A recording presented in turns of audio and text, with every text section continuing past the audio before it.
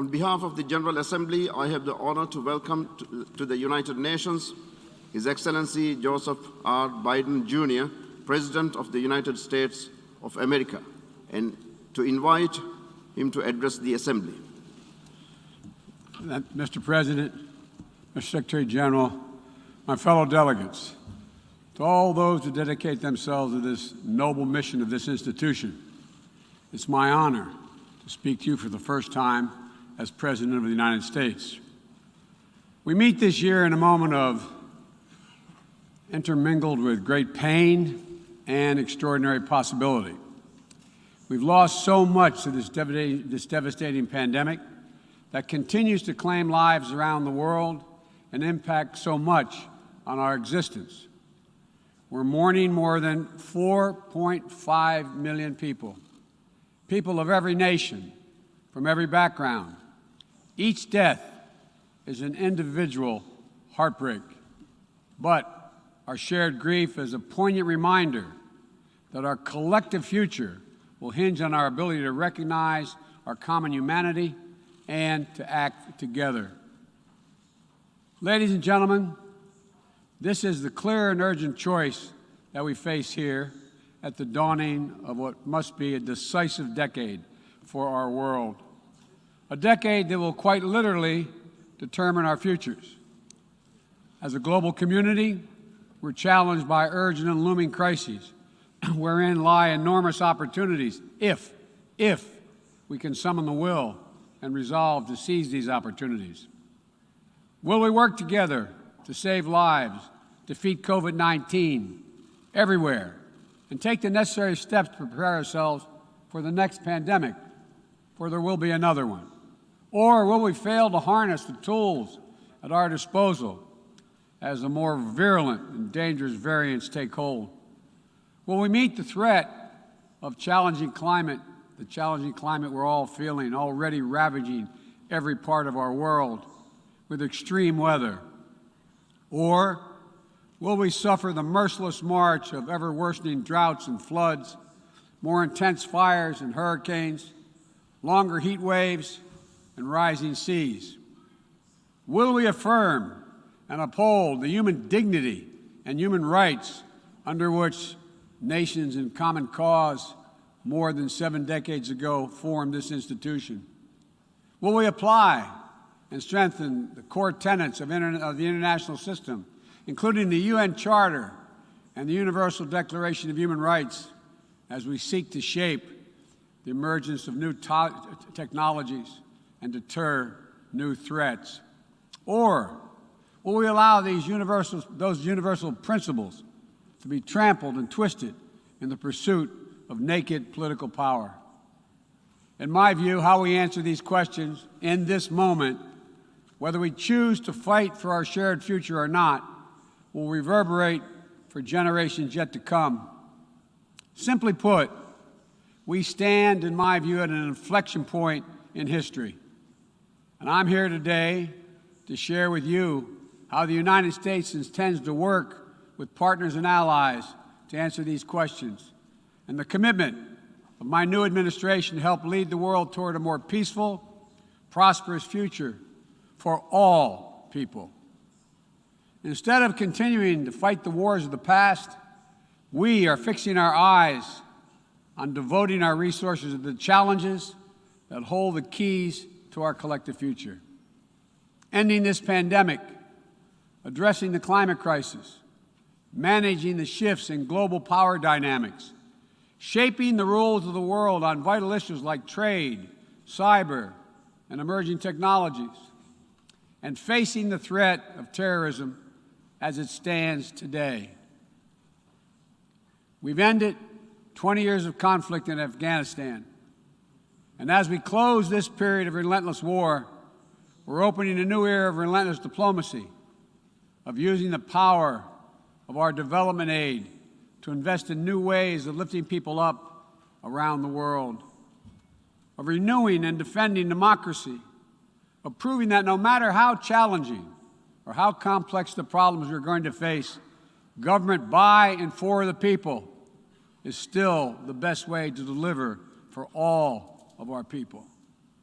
And as the United States turns our focus to the priorities and the regions of the world, like the Indo-Pacific, that are most consequential today and tomorrow, we'll do so with our allies and partners through cooperation at multilateral institutions like the United Nations to amplify our collective strength and speed our progress toward dealing with these global challenges. It is a fundamental truth of the 21st century within each of our countries and as a global community that our own success is bound up in others succeeding as well. To deliver for our own people, we must also engage deeply with the rest of the world. To ensure that our own future, we must work together with other partners, our partners, toward a shared future. Our security, our prosperity, and our very freedoms are interconnected, in my view, as never before. And so, I believe we must work together as never before. Over the last 8 months, I prioritized rebuilding our alliances, revitalizing our partnerships, and recognizing they're essential and central to America's enduring security and prosperity. We have reaffirmed our sacred NATO alliance to Article 5 commitment.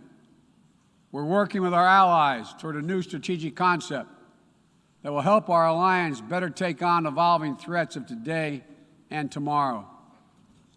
We renewed our engagement with the European Union, a fundamental partner in tackling the full range of significant issues facing our world today. We elevated the Quad partnership among Australia, India, Japan, and the United States to take on challenges ranging from health security to climate to emerging technologies. We're engaging with regional institutions from ASEAN to the African Union to the Organization of American States to focus on people's urgent needs for better health and better economic outcomes. We're back at the table in international forums, especially the United Nations, to focus attention and to spur global action on shared challenges. We are re-engaged at the World Health Organization and working in close partnership with COVAX to deliver life-saving vaccines around the world. We rejoined the Paris Climate Agreement, and we're running to retake a seat in the Human Rights Council next year at the UN. And as the United States seeks to rally the world to action, we will lead not just with the example of our power, but, God willing, with the power of our example.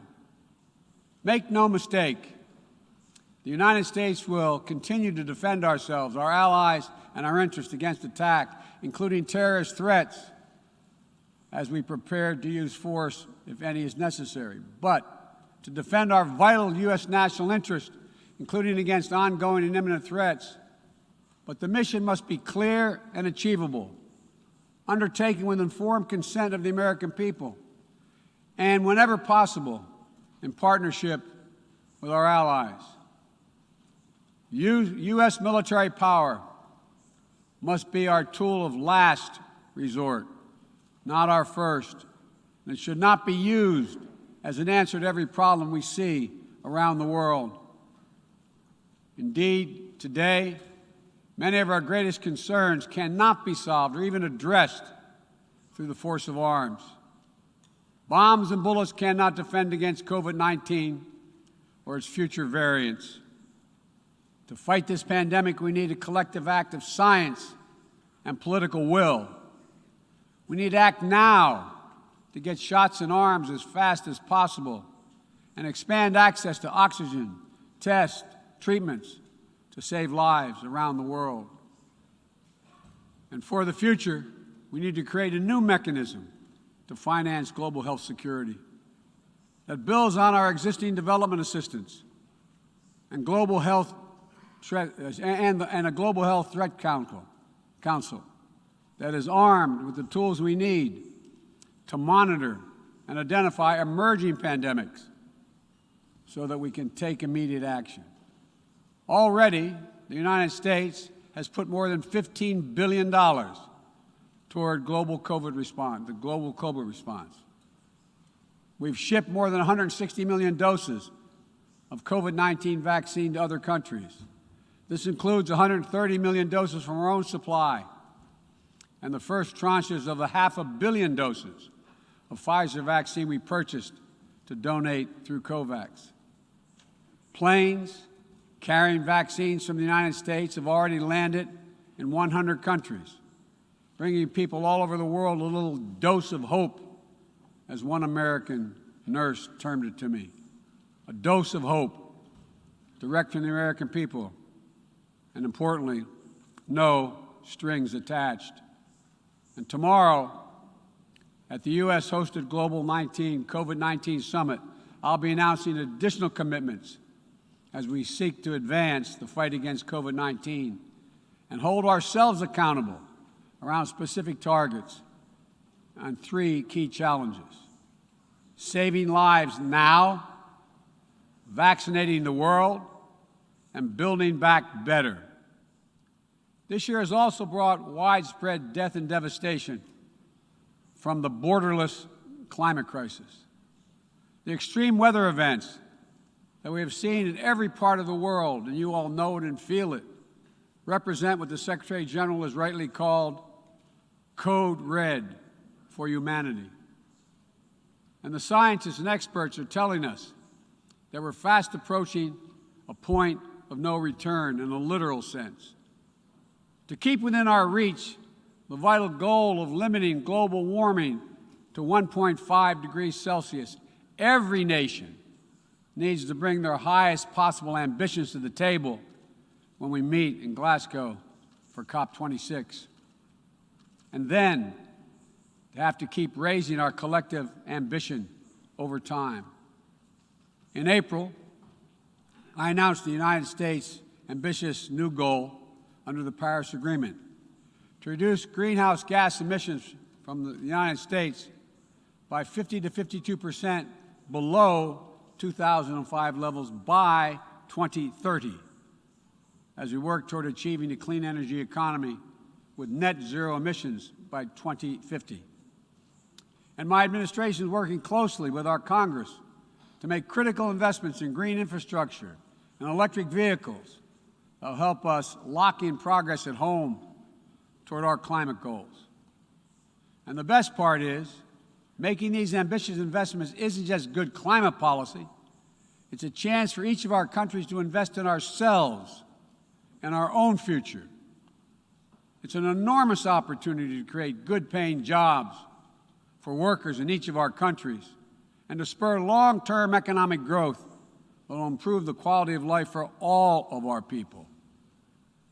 We also have to support the countries and people that will be hit the hardest and that have the fewest resources to help them adapt. In April, I announced the United States will double our public international financing to help developing nations tackle the climate crisis. And today, I'm proud to announce that we'll work with the Congress to double that number again, including for adaptation efforts. This will make the United States a leader in public climate finance, and with our added support, together with increased private capital and from other donors, we'll be able to meet the goal of mobilizing $100 billion to support climate action in developing nations. As we deal with these crises, we're also encountering a new era, an era of new technologies and possibilities that have potential to release and reshape every aspect of human existence. And it's up to all of us to determine whether these technologies are a force to empower people or to deepen repression. As new technologies continue to evolve, we'll work together with our democratic partners to ensure that new advances in areas from biotechnology to quantum computing, 5G, artificial intelligence, and more are used to lift people up, to solve problems, and advance human freedom, not to suppress dissent or target minority communities. And the United States intends to make a profound investment in research and innovation, working with countries at all stages of economic development to develop new tools and technologies to help us tackle the challenges of this second quarter of the 21st century and beyond. We're hardening our critical infrastructure against cyber attacks, disrupting ransomware networks, and working to establish clear rules of the road for all nations as it relates to cyberspace. We'll reserve the right to respond decisively to cyber attacks that threaten our people, our allies, or our interests. We will pursue new rules of global trade and economic growth that strive to level the playing field so that it's not artificially tipped in favor of any one country at the expense of others. And every nation has the right and opportunity to compete fairly. We will strive to ensure that basic labor rights, environmental safeguards, and intellectual property are protected, and that the benefits of globalization are shared broadly throughout all our societies. We'll continue to uphold the long-standing rules and norms that have formed the guardrails of international engagement for decades, that have been essential to the development of nations around the world. Bedrock commitments like freedom of navigation, adherence to international laws and treaties, support for arms control measures that reduce the risk and enhance transparency. Our approach is firmly grounded and fully consistent with the United Nations mission and the values we've agreed to when we drafted this charter. These are commitments we all made and that we're all bound to uphold. And as we strive to deal with these urgent challenges, whether they're long-standing or newly emerging, we must also deal with one another. All of the major powers of the world have a duty, in my view, to carefully manage their relationships so they do not tip from responsible competition to conflict. The United States will compete, and will compete vigorously, and lead with our values and our strength. We'll stand up for our allies and our friends and oppose attempts by stronger countries to dominate weaker ones, whether through changes to territory by force, economic coercion, technical exploitation, or disinformation. But we're not seeking, say it again, we are not seeking a new Cold War or a world divided into rigid blocs. The United States is ready to work with any nation that steps up and pursues peaceful resolution to shared challenges, even if we have intense disagreements in other areas, because we'll all suffer the consequences of our failure if we do not come together to address the urgent threats like COVID-19 and climate change, or enduring threats like nuclear proliferation. The United States remains committed to preventing Iran from gaining a nuclear weapon. We're working with the P5+1 to engage Iran diplomatically and to seek a return to JCPOA. We're prepared to return to full compliance if Iran does the same. Similarly, we seek serious and sustained diplomacy to pursue the complete denuclearization of the Korean Peninsula. We seek concrete progress toward an available plan with tangible commitments that would increase stability on the peninsula and in the region, as well as improve the lives of the people in the Democratic People's Republic of Korea. We must also remain vigilant to the threat of terror that terrorism poses to all our nations, whether emanating from distant regions of the world or in our own backyard. We know the bitter sting of terrorism is real. We've almost all experienced it. Last month, we lost 13 American heroes and almost 200 innocent Afghan civilians in a heinous terrorist attack at the Kabul airport. Those who commit acts of terrorism against us will continue to find a determined enemy in the United States. The world today is not the world of 2001, though. And the United States is not the same country we were when we were attacked on 9/11 20 years ago. Today, We're better equipped to detect and prevent terrorist threats, and we are more resilient in our ability to repel them and to respond. We know how to build effective partnerships to dismantle terrorist networks by targeting their financing and support systems, countering their propaganda, preventing their travel, as well as disrupting imminent attacks. We'll meet terrorist threats that arise today and in the future with a full range of tools available to us, including working in cooperation with local partners so that we need not be so reliant on large-scale military deployments. One of the most important ways we can effectively enhance security and reduce violence is by seeking to improve the lives of the people all over the world who see that their governments are not serving their needs. Corruption fuels inequality, siphons off a nation's resources, spreads across borders, and generates human suffering, is nothing less than a national security threat in the 21st century.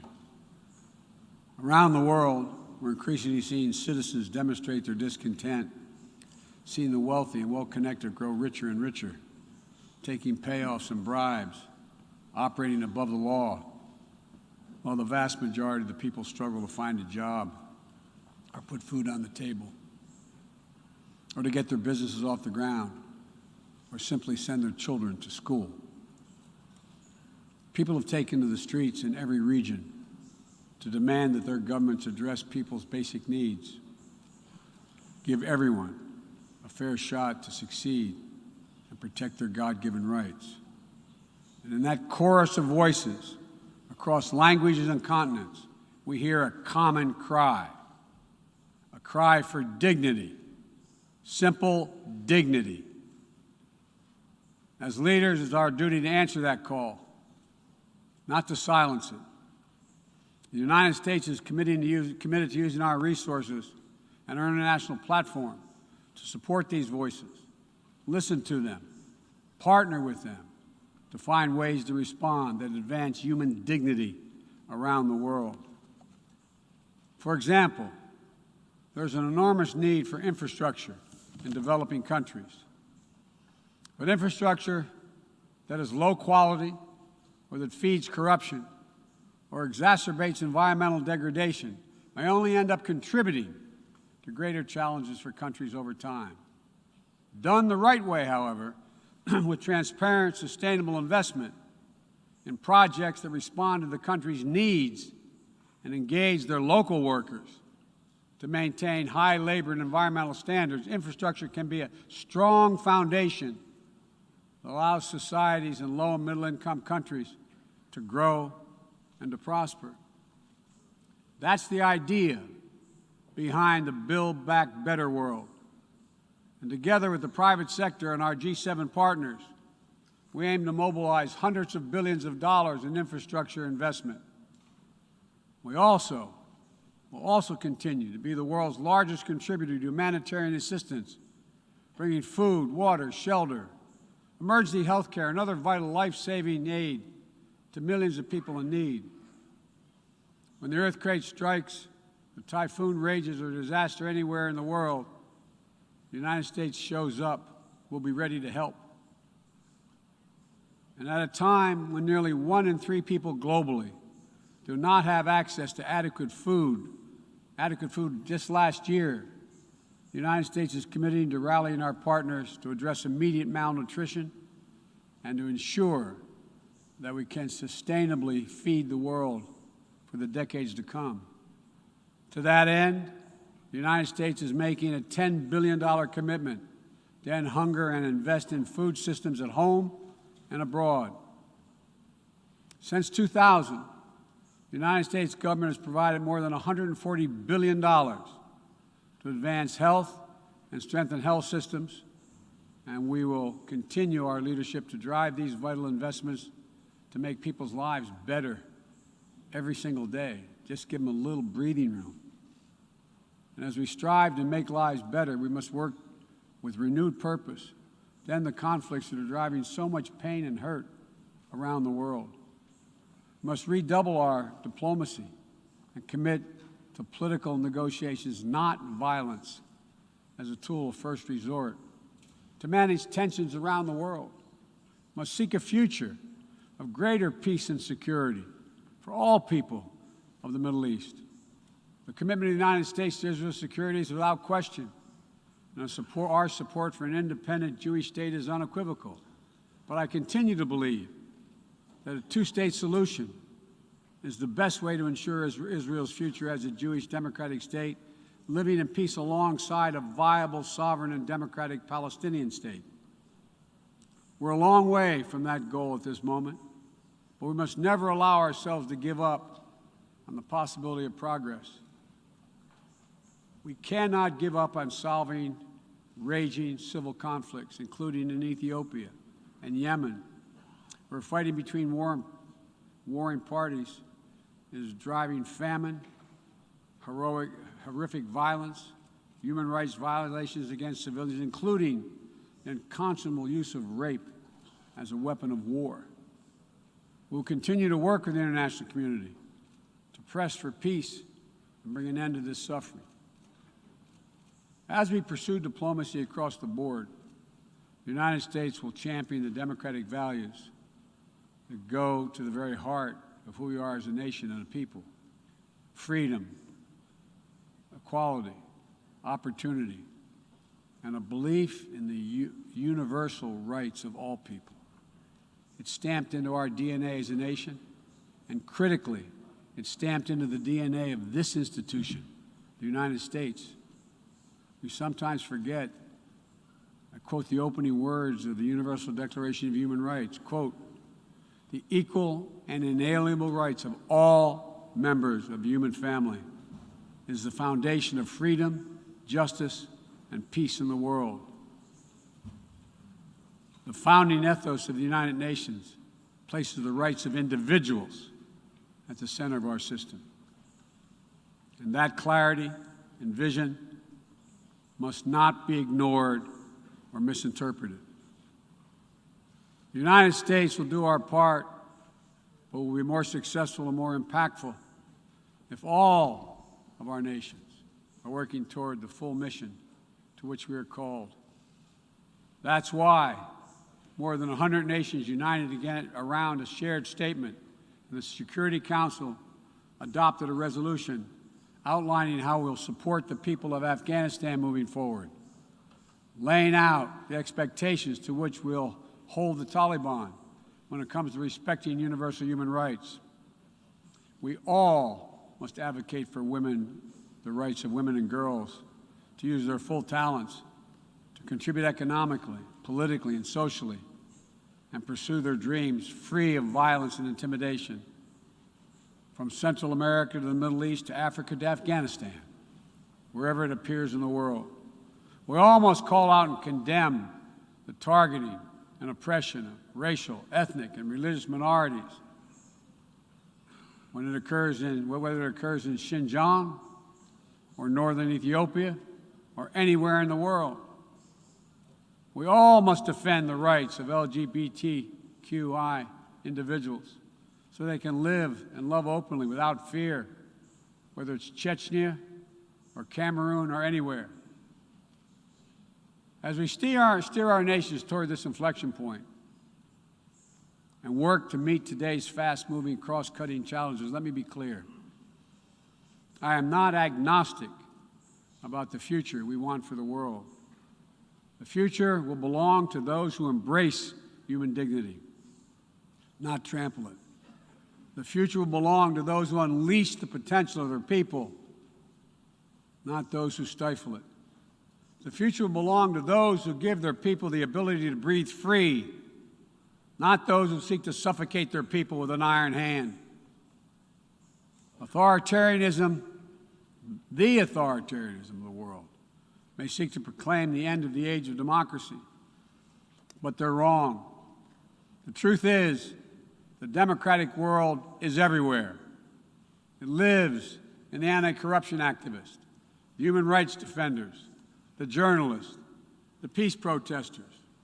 On the front lines of this struggle in Belarus, Burma, Syria, Cuba, Venezuela, and everywhere in between, it lives in the brave women of Sudan who withstood violence and oppression to push a genocidal dictator from power and who keep working every day to defend their democratic progress.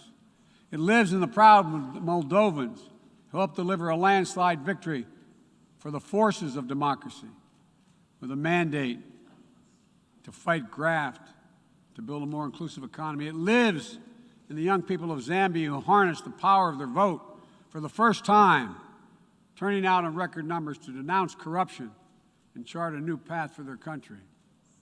And while no democracy is perfect, including the United States, we'll continue to struggle to live up to the highest ideals to heal our divisions. And we face down violence and insurrection. Democracy remains the best tool we have to unleash our full human potential. My fellow leaders, this is a moment where we must prove ourselves the equals of those who come before us, who with vision and values and determined faith in our collective future built our United Nations, broke the cycle of war and destruction, and laid the foundations for more than 7 decades of relative peace and growing global prosperity. Now, we must again come together to affirm the inherent humanity that unites us is much greater than any outward divisions or disagreements. We must choose to do more than we think we can do alone so that we'll accomplish what we must together. Ending this pandemic and making sure we're better prepared for the next one. Staving off climate change and increasing our resilience to the impacts we already are seeing.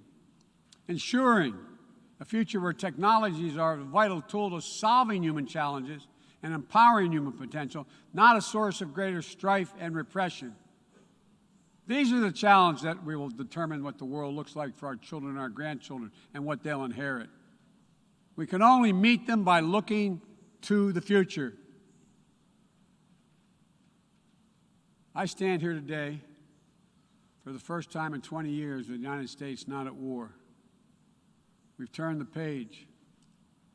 All the unmatched strength, energy, and commitment, will, and resources of our nation are now fully and squarely focused on what's ahead of us, not what was behind. I know this. As we look ahead, we will lead. We will lead on all the greatest challenges of our time, from COVID to climate, peace and security, human dignity and human rights, but we will not go it alone. We will lead together with our allies and partners and in cooperation with all those who believe as we do that this is within our power to meet these challenges, to build a future that lifts all of our people and preserves this planet. But none of this is inevitable.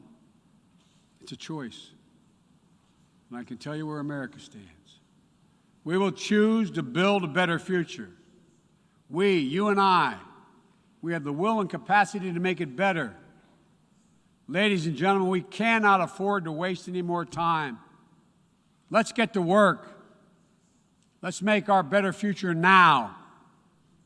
We can do this. It's within our power and capacity. Thank you. God bless you all.